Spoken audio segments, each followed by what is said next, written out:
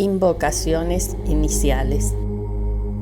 Saludo a esta realidad Sat, en la que todos los seres animados e inanimados se manifiestan como si tuvieran una existencia independiente.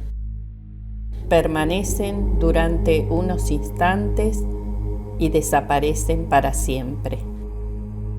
Me inclino ante esta conciencia, Chit, que toma la triple forma de conocedor, conocimiento y conocido, desdoblándose como el que ve, la visión y lo visto, y transformándose en el actor, lo hecho y la acción. Rindo culto a esta felicidad absoluta, Ananda, que es la vida de todos los seres, cuya dichosa manifestación emana del que contempla la espuma de este océano de felicidad.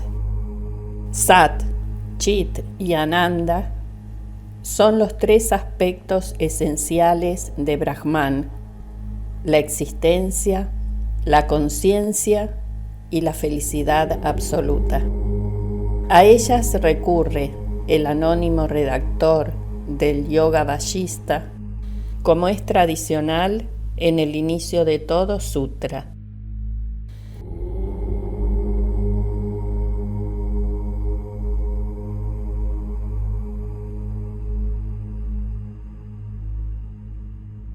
Libro 6, Nirvana Kanda, sobre la liberación. 144, Ava parte.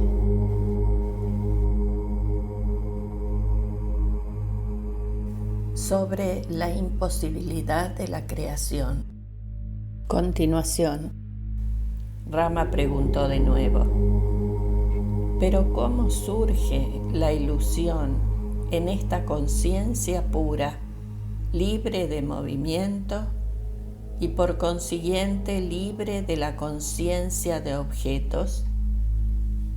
Vajista respondió a este punto: querido Rama, aquí no hay ilusión alguna, pues carece de causa. Tú, yo y el resto del mundo somos paz infinita y nada más. Rama insistió algo confuso: Señor, estoy iluminado y despierto, pero no sé qué más puedo preguntar en este momento. Vajista respondió con una ligera sonrisa: puesto que nada de esto necesita una causa para manifestarse, no debes buscar causa alguna.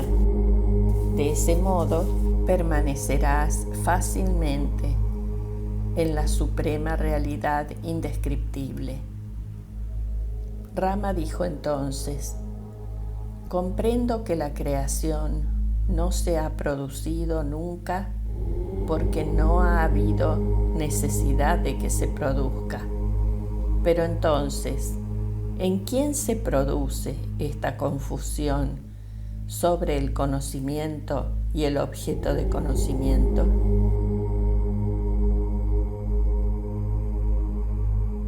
Vajista volvió a aclarar este punto: aquí no hay ninguna confusión, puesto que no hay causa para ello, y lo único que existe es una completa paz. Si no permanecemos en esa paz suprema, es porque no hemos contemplado esa verdad de forma reiterada y suficiente. Rama preguntó a ese respecto: pero siempre caemos en el mismo problema. ¿Por qué no sabemos cómo se produce esa contemplación? ¿Y qué es lo que vemos cuando no la contemplamos? Vajista respondió de inmediato: en el infinito no hay ilusión alguna. El concepto de contemplación repetida de esta verdad brota en la conciencia precisamente por el hecho de ser infinita e imperecedera. Rama volvió a inquirir: si todo esto es paz infinita, ¿cuál es el sentido de palabras como maestro y alumno? ¿Y cómo surge esta dualidad? Vallista respondió pacientemente: el maestro y el alumno solo son Brahman, que existe en Brahman. Para el iluminado no hay esclavitud ni liberación. Rama preguntó sobre ese punto: si la diversidad de tiempo, espacio, materia, energía y todo lo demás no existe, ¿cómo podemos captar el concepto de unidad de esa diversidad?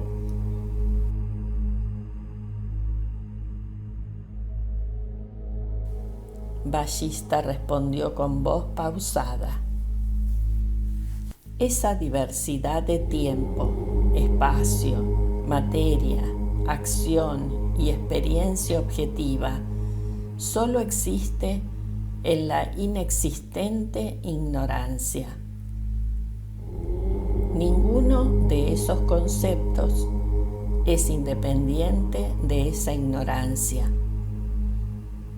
Rama volvió a preguntar: si la dualidad de maestro y discípulo es falsa, ¿qué es el despertar de la iluminación? Vallista respondió con su calma habitual: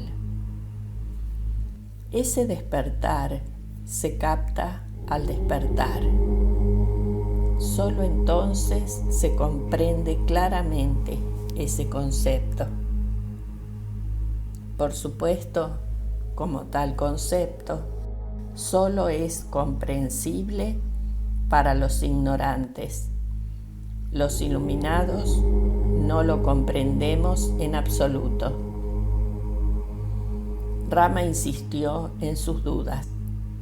Cuando la iluminación se relaciona con el sentimiento del ego, se transforma en algo que no es iluminación.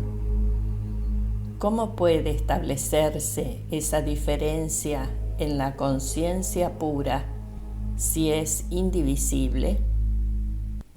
Vallista respondió a este punto: la luz de la iluminación es autoconsciente, es decir, se ilumina ella misma. La aparente diferencia entre la iluminación y su luz es como la del viento y su movimiento, pues el viento solo es movimiento. Rama exclamó sorprendido: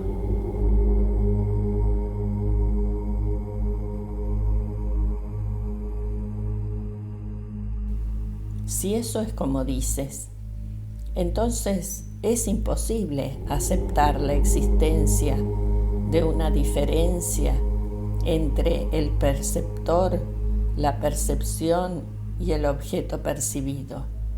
¿Cómo sería imposible admitir una diferencia entre el océano y sus olas? Vallista reiteró: cuando se acepta que la realidad es una sola conciencia indivisible, no hay inconveniente en percibir aquella diferencia. Rama quiso precisar entonces lo siguiente: Señor, ¿en quién brota el sentimiento del ego y quién percibe este mundo objetivo ilusorio? Vallista respondió con su calma acostumbrada: la esclavitud solo es la creencia en la realidad del objeto de conocimiento. Basta con saber que ese objeto no existe para comprender que todo es conciencia, sin esclavitud ni liberación alguna. Rama volvió a preguntar: ¿una lámpara solo puede iluminar los objetos que contemplamos en el exterior de nosotros mismos? Por tanto, los objetos iluminados por la conciencia deben ser exteriores a nosotros mismos. Vallista replicó: no hay ninguna razón para que exista un mundo exterior.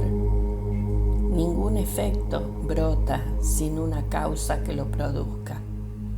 Por tanto, la existencia de un mundo exterior es una percepción ilusoria.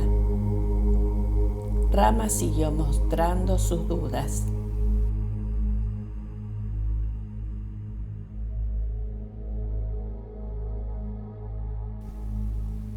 Una pesadilla trastorna al que la sueña mientras dura el sueño, ya se considere real o irreal. Lo mismo ocurre con este mundo ilusorio. ¿Cómo podemos superarlo? Vallista respondió con simpatía: como el sufrimiento producido por una pesadilla cesa cuando uno despierta, el dolor producido por la percepción de este mundo ilusorio cesa cuando uno despierta de esa ilusión y deja de luchar por adquirir o sujetar los objetos de ese mundo. Rama añadió: ¿cómo podemos conseguir el objeto de nuestra felicidad?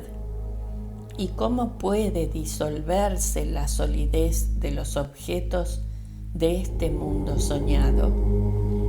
Vallista respondió: la solidez de las sustancias cesa al examinar el antes y el después de tales sustancias. Por la contemplación de la verdad de que esa solidez es como un sueño, se disipa la creencia en la materialidad de las sustancias. Rama seguía ciertamente preocupado. Cuando uno deja de contemplar esa creencia, ¿qué es lo que ve? ¿Cómo desaparece de su vista el mundo objetivo? Vallista respondió entonces: el mundo ilusorio que surge ante su vista cobra entonces la apariencia de un castillo que flota en el aire o de una pintura que se va borrando con la lluvia, ya que su mente queda libre de condicionamientos mentales o vásanas.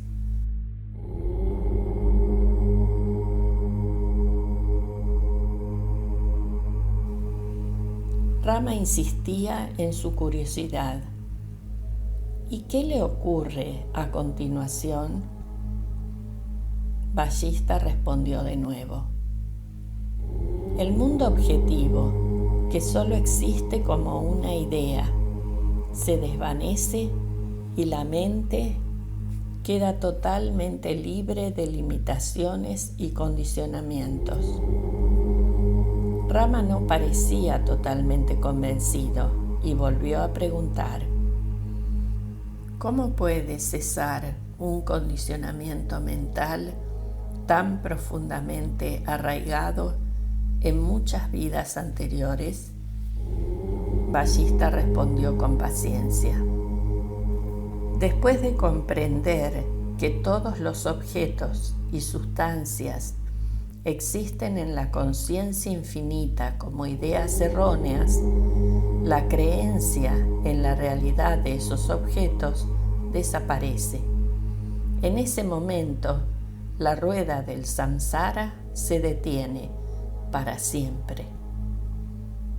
Rama inquirió de nuevo: ¿qué sucede entonces? ¿Y cómo se produce la paz?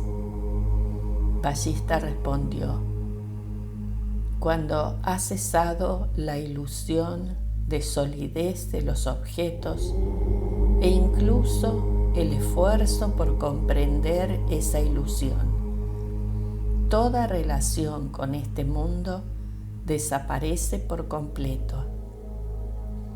Rama seguía insistiendo: si este mundo objetivo solo es una idea ingenua e infantil, ¿por qué nos cuesta tanto acabar con ella? Vallista contestó al efecto: ¿nos cuesta realmente tanto como dices?